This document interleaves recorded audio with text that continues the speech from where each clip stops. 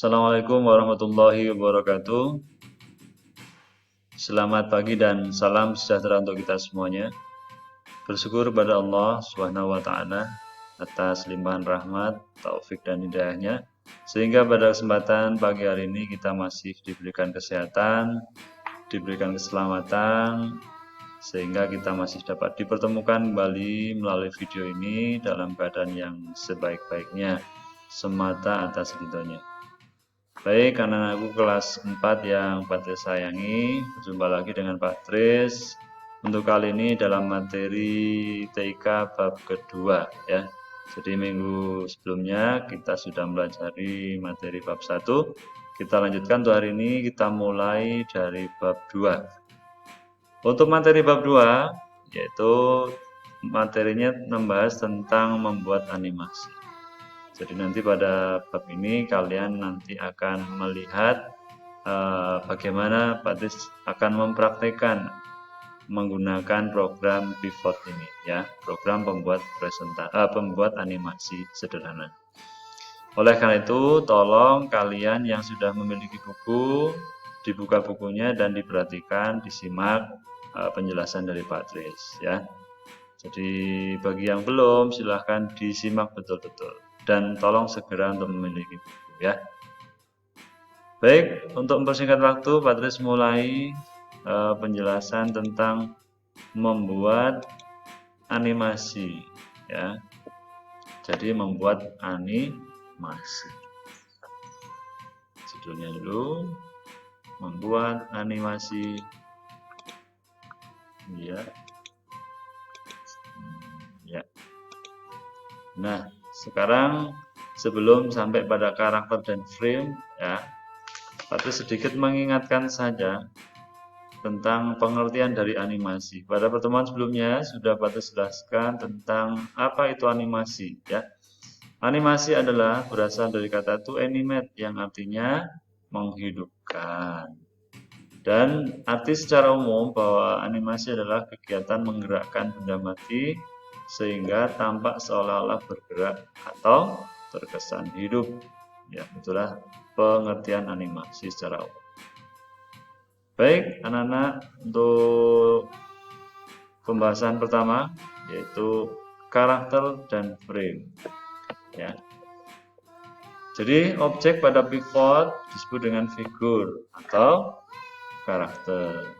Jadi karakter pada pivot itu ada dua macam ya, yaitu berupa benda dan juga berupa karakter manusia atau gambar manusia ya. Jadi seperti apakah bentuknya?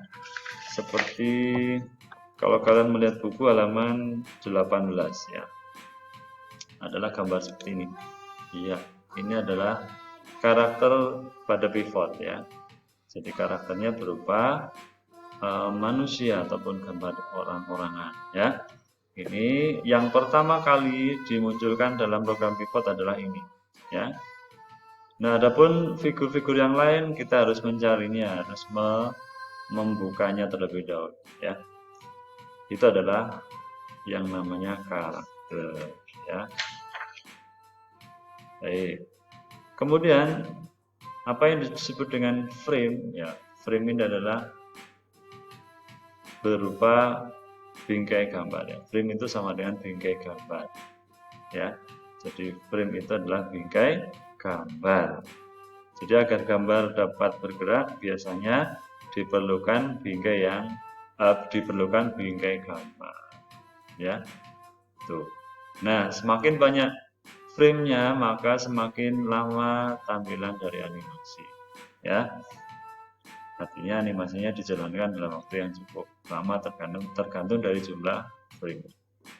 Nah, baik, next. Dan memasukkan dan menambahkan gambar. Ya. Jadi pertama kali kita membuka program pivot, tampilan pertama yang kita lihat adalah seperti pada gambar ini. Nah, ini tadi sudah Pak jelaskan. Yang muncul pertama kali ketika membuka pivot adalah gambar karakter manusia ini ya. Ini adalah tampilan dari pivot ya. Kemarin di bab sebelumnya sudah Pak jelaskan bagian-bagiannya ya. Jadi tolong untuk pada bab ini kalian harus sudah paham sehingga kita tinggal melanjutkan pada prakteknya ya.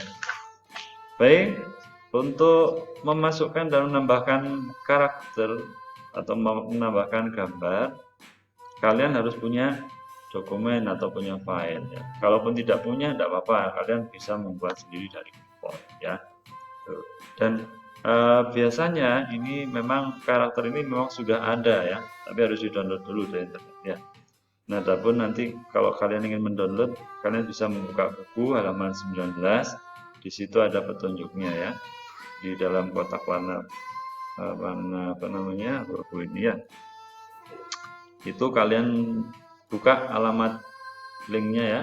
Nanti kalian bisa mengikuti langkahnya dan kalian bisa mendownloadnya. Nah, setelah itu barulah kalian sudah memiliki yang namanya karakter ya. Nah, dari file yang di-download tadi karakter bisa diambil ya. Jadi awalnya ketika kalian belum mendownload itu memang tidak ada filenya ya. Jadi istilahnya hanya tampilan ini saja, belum ada file yang kalian miliki ya. Harus download dulu. Ya, jadi kalian bisa mendownload dengan alamat link seperti pada buku halaman 19 yang di dalam kotak garis putus-putus itu ya. Baik, berikutnya menggerakkan karakter. Nah, untuk menggerakkan karakter bagaimana? Ini nanti akan Pak Tis kasih tahu ya. Pak Tis contohkan. Nah, yang pertama sekali, kalian untuk membuat sebuah animasi pada pivot, kalian harus mengubah ukuran kertas, ya. Kalau tidak diubah, apakah bisa? Ya bisa, cuman kertasnya tetap dalam keadaan kecil seperti tadi, ya. Seperti yang Pak Tis tunjukkan ini nih. Nah, seperti ini, ya. Tampilannya kecil, ada di tengah layar guys. Oleh itu, kalian bisa membesarkannya pakai klik, ya. Tapi tampilannya tetap sedikit kecil ya. Oleh karena itu kalian harus mengubahnya, mengubah ukuran kertas atau pilihan kertas. Ukuran kertas, pilih menu option ya. Jadi kalian pilih atau klik menu option. Iya. Nah, nanti setelah diklik option akan muncul option form. Form ya, form ini artinya formulir atau kertas. Sehingga kalian bisa mengaturnya dari sini. Nah, standarnya atau defaultnya adalah 505 untuk width-nya atau lebarnya. Kalau tingginya atau height-nya ini adalah 425. Apakah bisa dirubah? Bisa. Kalian kalau ingin menambahkan maka tekan tanda panah yang menghadap ke atas. Kalau mengurangi tekan tanda panah yang menghadap ke bawah. Atau kalian ketik langsung secara manual ya, boleh silakan. Tapi dihapus dulu. Ini dihapus, terus nanti kalian bisa mengetik ulang ya. Begitu juga dengan height-nya ya.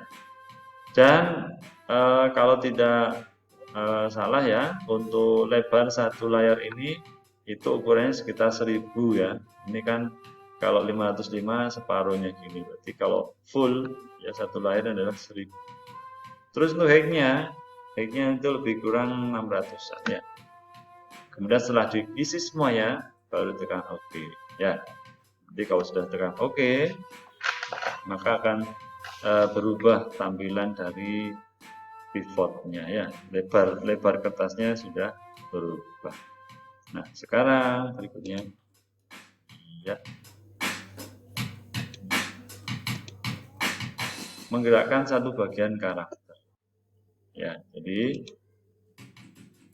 pada karakter manusia yang berbentuk manusia yang seperti orang-orangan tadi itu terdapat beberapa titik ya.